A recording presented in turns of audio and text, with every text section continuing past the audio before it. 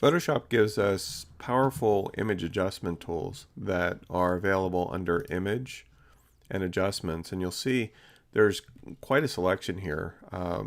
They are in groups.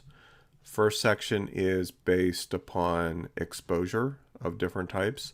The second affects color.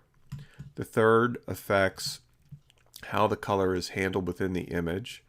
The next two affect shadow and highlight. HDR toning is a part of that. And then the last section is a direct effect on color. We have desaturate, we're color shifting, and we're equalizing color. So let's look at each group here individually. First, we'll look at brightness and contrast. And the controls are simple, and they do exactly what you would expect them to. If I move the slider for brightness to the right, it brightens the image. If I move it to the left, it darkens it. So it's pretty straightforward. And the brightening and darkening is global. So every pixel is treated equally. The same is true with contrast. The contrast increases the contrast or decreases the contrast in the image globally. So it doesn't treat certain sections of the image different than others. And you'll see later on as we get into these tools where that can be a significant part of your editing process, because some of the tools allow you to target just highlights or just shadows.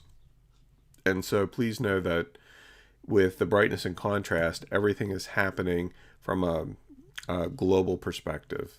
Okay. They also give you the option of using auto, where the software reads the image and then makes suggestions on how to correctly balance the image through brightness and contrast. And then if I click auto, you notice that it's processing and it changed the brightness slightly and it increased the contrast to 42. And so based on the algorithms in the program, this is what the program would consider a properly balanced image. Of course, in many cases, it's subjective and we can tweak it to our heart's content to determine what we feel is most appropriate for what we have in mind for our photograph or our graphic. The next option that we have is levels. And levels takes brightness and contrast kind of to the next level, because we have a number of options available to us. You'll notice that in the top histogram area, we have shadow, midtone, and highlights. Then below we have output levels, which is very similar to brightness controls that we just saw. You also notice that there's a number of presets that allow us to achieve specific results, like increasing contrast, lightening shadows, and so on. And then we have channels where we can affect all three channels, red, green, and blue, simultaneously by adjusting the sliders, or we can just adjust one of the three, whichever one we choose. The last section that I want to point out here are the eyedroppers. And the eyedroppers give us a very pixel specific control.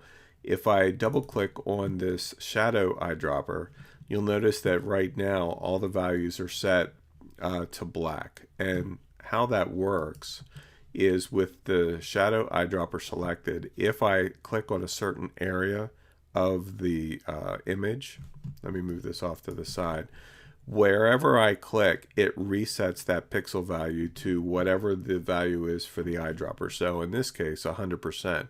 So if I click in this shadow area, it's going to reset the image based upon where I clicked. Okay. Now, if I click in a light area with the shadow, it's going to extremely darken it, because it will take that lighter pixel and reset it to black. That's how the eyedroppers work. Okay. The same is true with the midtone and the highlight.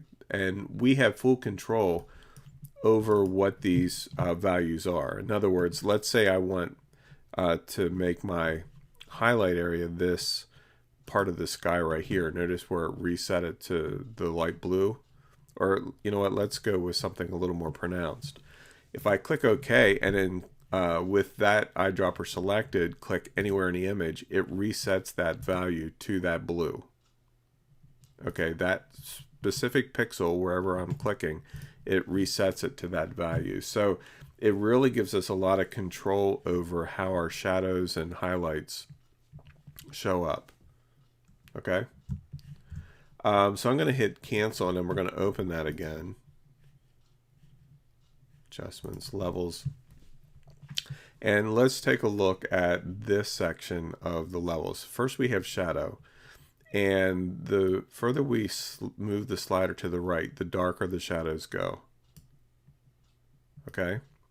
The further with the highlight, the further to the left, the brighter the image gets. And then, of course, with the midtones, it affects the middle range of pixels. Now, a couple things to keep in mind when you're working on an image, especially a photograph. Right now, the histogram that you see here is pretty much ideal for this photo because the object of the game is to not have any of the dark area or the light area slammed up against the edges. Now, if you move the sliders to the left or to the right, you'll notice that if you draw a vertical line straight up, all of the pixel ranges from 14 pixels and to the left, those values are now solid black. And the further you move to the right, it's saying that all of the pixel values from 0 to 29 are now solid black. And that's why your image is naturally darkening. Same is true with the right. Right now, the absolute value of 255 is 0% any color. So it's pure white. So the further I move this slider to the left, what it's saying now is all the pixels in the image from number 229 clear up to 255 are now reset to white. That's really what's happening. It's not just a matter of sliding the slider one way or the other to brighten or darken the image. There's actually specific math that goes on behind it. Now, with the output levels, it handles things in a different way. It actually handles them more globally. It ignores highlight, midtone, and shadow.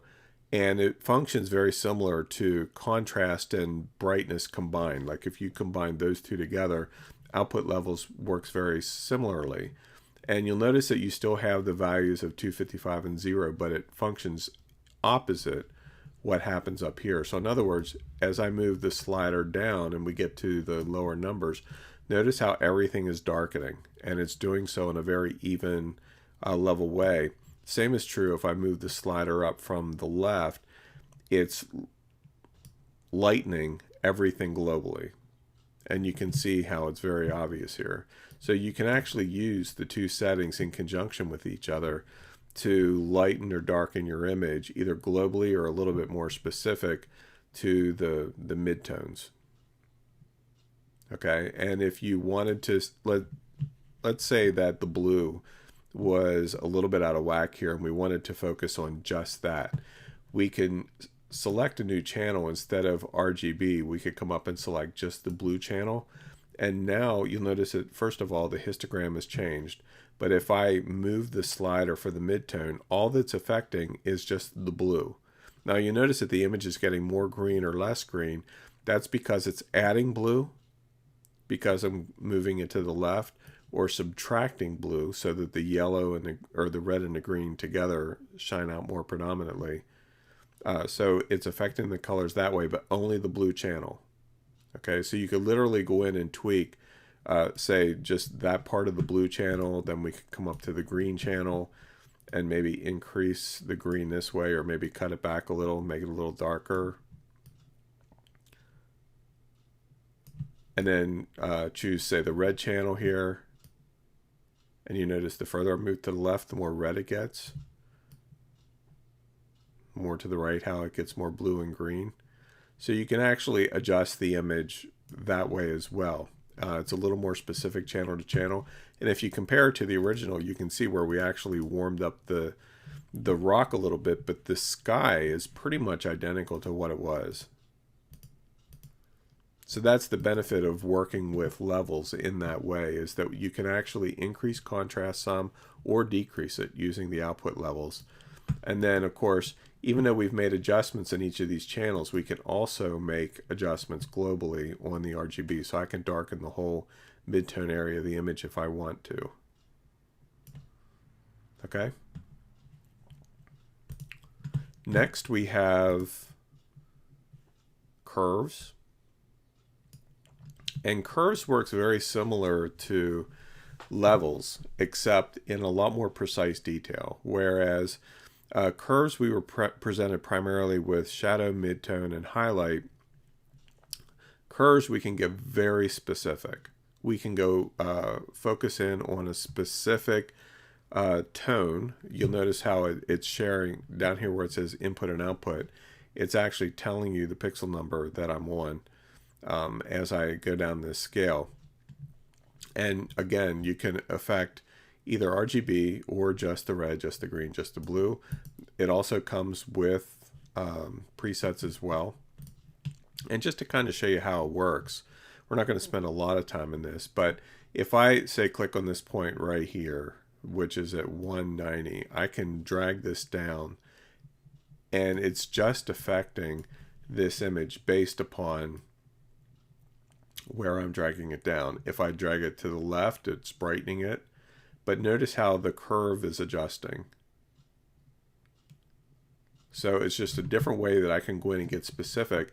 So maybe I want this value down here in the darker register to increase in brightness a little bit, but I want to maintain the highlights so that they don't blow out.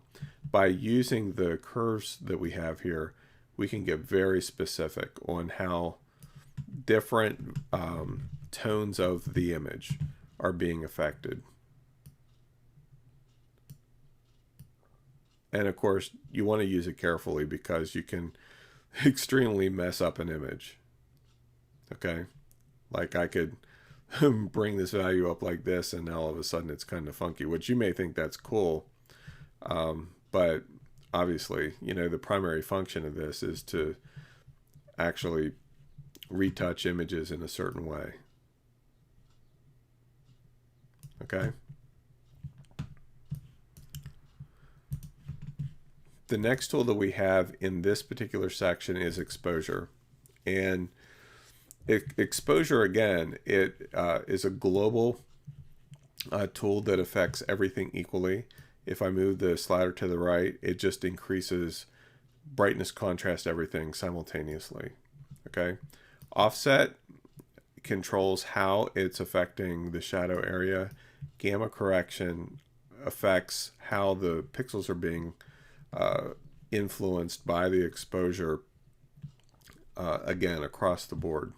If I choose, say, -2 under the preset, it globally shifts the exposure by -2. So if you take a picture and say it's slightly underexposed, you could come up and choose +1 and it'll just increase the exposure, which there can be some extreme advantages to that. Say everything else is fine, the color, all of that is fine, the contrast even, but you just want to bump up the exposure.